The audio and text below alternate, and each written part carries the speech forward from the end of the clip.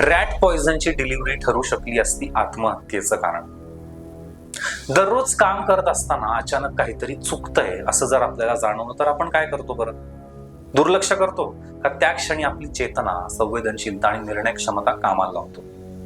कधी कधी एक छोटासा निर्णय, थोडासा संवाद आणि माणुसकीची जाणीव एखाद्याचा नक्की जीव वाचवू शकते. याचं एक सुंदर आणि विचार करायला लावणार उदाहरण तमिळनाडूतल्या ब्लिंकिटच्या डिलिव्हरी बॉयनं दाखवून दिलं. तमिळनाडूतील एका महिलेने मध्यरात्री 3 पॅकेट रॅट पॉइझन ऑर्डर केलं होतं. आता मध्यरात्री हे असं ऑर्डर डिलिव्हरी बॉयला नक्की संशय आला, पण तो वेळेवर त्या ऍड्रेसवर पोहोचला.